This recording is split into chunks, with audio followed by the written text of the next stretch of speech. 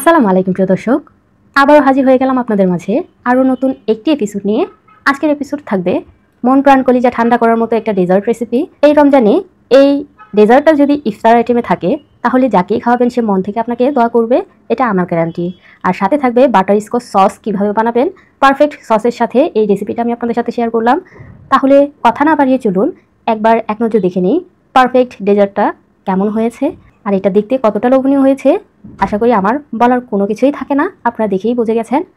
দেখবেন সব সময় একই রকম ইফতার খেতে খেতে বোরিং ফিল হতে পারে। প্রায় সময় এরকম ভিন্ন রকম ডেজার্ট ট্রাই করলে পরিবারের কাছে যেমন ভালো লাগবে আপনার কাছেও ভালো লাগবে পরিবারকে খাওয়াতে পেরে। তাহলে কথা না বাড়িয়ে চলুন রেসিপির দিকে চলে যাই। প্রথমে আমি 1 কাপ ময়দা নিয়ে নিলাম, আর কর্নফ্লাওয়ার দিয়ে দিলাম 2 টেবিল চামচ, আর বেকিং পাউডার দিয়ে দিলাম 1 চা চামচ, আর বেকিং সোডা দিয়ে দিলাম 1/4 টিস্পুন, আর লবণ দিয়ে দিলাম 1/4 টিস্পুন। এখন ভালো করে চেলে নিতে হবে। এই যে দেখুন কত পুটলি বেঁধে আছে ময়দাগুলা, ছেঁকে নিলে এটা একটা সুবিধা, সবগুলা জমাট বেঁধে থাকে না।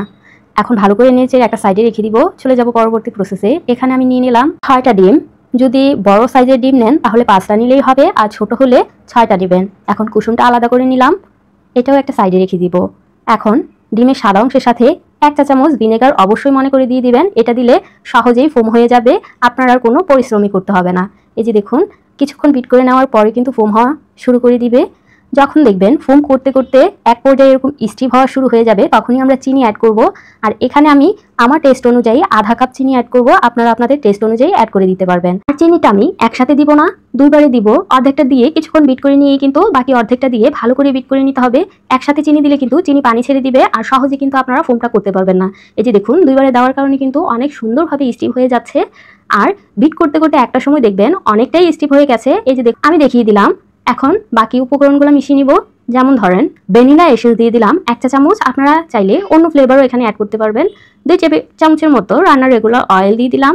কুসুমগুলা দিয়ে 30 সেকেন্ডের জন্য বিট করে নেবেন। এর থেকে বেশি করতে যাবেন না, তাহলে ফোমটা নষ্ট হয়ে যাবে। পরবর্তীতে কেকটা বেক করার পর চুপসে যাওয়ার চান্স অনেক বেশি থাকে।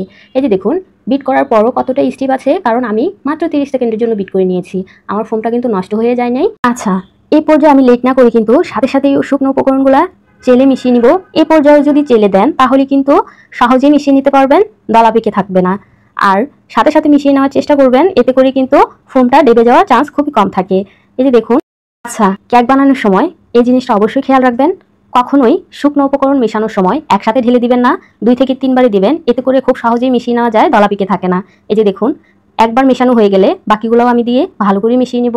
অবশ্যই এই পর্যায়েও চেলে দিবেন, এতে করে দলা পেকে থাকবে না। এই জিনিসটা অবশ্যই মাথায় রাখবেন। ভালো করে আস্তে আস্তে যেই দিকেই মিশাবেন একই ডিরেকশনে আস্তে আস্তে করে মিশিয়ে নেবেন। এলো পাথালি কখনোই 2 দিকে ঘোরাবেন না, যেদিকেই ঘোরাবেন একই ডিরেকশনে ঘোরাবেন, তাহলে কিন্তু কেকের ফোম কখনোই নষ্ট হবে না। আমার ব্যাটারটা হয়ে গেছে, আর কিরকম হয়েছে নিশ্চয়ই খেয়াল করেছেন। এখন আগে থেকেই আমি একটা ওভেন প্রুফ কাচের বাটি নিয়ে নিলাম, আর একটা বেকিং পেপার দিয়ে দিলাম। আপনারা কাচের বাটি ইউজ করতে না চাইলে যে কোনো মোল্ডের মধ্যে ইউজ করতে পারবেন। অবশ্যই এই পর্যায়ে একটু নেড়ে চেড়ে পাশফোঁটা দূর করে নেবেন, না হয় পরবর্তীতে বেক করার পর ভিতরে ফাঁকা থেকে যাবে। এখন এটাকে আমি একটু ট্যাপ ট্যাপ করে বেক করে নিব ওভেনের মধ্যে। আপনারা চাইলে চুলায়ও করে নিতে পারবেন 180 ডিগ্রি সেলসিয়াসে 30 থেকে 35 মিনিট, অথবা কোনো ওভেনের ক্ষেত্রে 40 মিনিটও লাগতে পারে। এখন আমরা বাটার স্কচ সস বানিয়ে নিব। এই যে দেখুন একটা প্যানের মধ্যে আমি অল্প আঁচে 1 কাপ চিনি দিয়ে দিলাম, আর সাথে আধা কাপ পানি দিয়ে ভালো করে অল্প আঁচে ক্যারামেল করে নিলাম। এই পর্যায়ে এসে আমি চুলা আঁচটা বন্ধ করে দিয়ে বাটার দিয়ে দিলাম 3 টেবিল চামচ। অবশ্যই মনে করে চুলার আঁচটা বন্ধ করবেন, না হয় কিন্তু ক্যারামেলটা পুড়ে যাওয়ার চান্স থাকে, কারণ প্যানটাও গরম থাকে চুলাটাও গরম থাকে। এই পর্যায়ে চুলার আঁচটা আমি একটু মিডিয়াম করে বাটারটা গলিয়ে নিলাম। এখন হুইপ ক্রিম দিয়ে দিলাম 1/3 কাপ। পর্যায়ে অবশ্যই হুইপ ক্রিমটা রুম টেম্পারেচারের হতে হবে, ঠান্ডা হলে কিন্তু ক্যারামেলটা সাথে সাথেই জমাট বেঁধে যাবে। এখন আমরা ততক্ষণ পর্যন্ত কুক করব যতক্ষণ পর্যন্ত এটা ভালো করে মিশে না যায়। বেশিক্ষণ কুক করবেন না, মিশে গেলেই উঠিয়ে নেবেন। এখন দেখুন এখানে আমি আগে থেকেই 1 লিটার দুধ জাল করে ফ্রিজে রেখে ঠান্ডা করে নিলাম, আর সাথে হেভি ক্রিম অ্যাড করে দিলাম। আর ক্রিমের ছবিটা আমি স্ক্রিনে দিয়ে দিয়েছি, নিশ্চয়ই লক্ষ্য করেছেন। দুধটাকে আরেকটু ঘন আর টেস্টি করার জন্য এখানে আমি হুইপ ক্রিম দিয়ে দিলাম 1 কাপ, আর কনডেন্স মিল্ক দিয়ে দিলাম 1/3 কাপ। এতে করে টেস্ট অনেক বেশি ভালো আসবে। অবশ্যই দেওয়ার চেষ্টা করবেন, আর যদি না দিতে চান তাহলে চিনি অ্যাড করে দিবেন। ভালো করে মিশিয়ে নিতে হবে যেন সবগুলো উপকরণ একসাথে মিশে স্মুথ একটা লিকুইড ফর্মে চলে আসে। এই যে দেখুন প্রয়োজনে হ্যান্ড উইস্ক ব্যবহার করতে পারেন। আমি খুব ভালো করে মিশিয়ে নিয়েছি, আর এটা এখনই কতটা ইয়ামি লাগছে নিশ্চয়ই দেখে বুঝতে পারছেন। এই যে দেখুন কোনো লাম্পস বা দলা নেই, আমি ভালো করে মিশিয়ে নিয়েছি। অবশ্যই মেশানোর চেষ্টা করবেন। এখন আরেকটু টেস্ট বাড়ানোর জন্য আমি এখানে গুঁড়া দুধ ব্যবহার করব 10 টাকা দামের 3 প্যাকেট। আপনারা চাইলে কম বেশি করে নিতে পারেন। এই গুঁড়া দুধটা মেশানোর কারণে অনেকটাই ঘন হয়ে যাবে, আর টেস্ট কিন্তু দ্বিগুণ হয়ে যাবে। এই যে দেখুন কতটা সুন্দর করে আমি মিশিয়ে নিয়েছি, কোনো দলা বা দানাদার বা লাম্পস নেই। এই পর্যায়ে আমি সরাসরি নিয়ে কেকের মধ্যে ঢেলে দিব। আর কেকটা আগে থেকে আমি ঠান্ডা করে বেকিং পেপারটা সরিয়ে ভালো করে একটু কেচে নিয়েছি, যাতে করে ভিতর পর্যন্ত দুধটা প্রবেশ করতে পারে। এই যে দেখুন অনেকটাই রয়ে গেছে, যখন দুধটা কমে যাবে তখন আমি আবারও দিয়ে দিব। আপনারা নিশ্চয়ই দেখে খেয়াল করেছেন কতটা স্যুপ করে নিয়েছে দুধটাকে। এখন দেখুন আমার বাটার স্কচ সসটা ঠান্ডা হয়ে গেছে আর কতটা পারফেক্ট হয়েছে নিশ্চয়ই খেয়াল করেছেন। এখন ঢালার সুবিধার্থে আমি একটা কাপের মধ্যে নিয়ে নিচ্ছি, এতে করে খুব ইজিলি ভালো করে ঢেলে নেওয়া যাবে।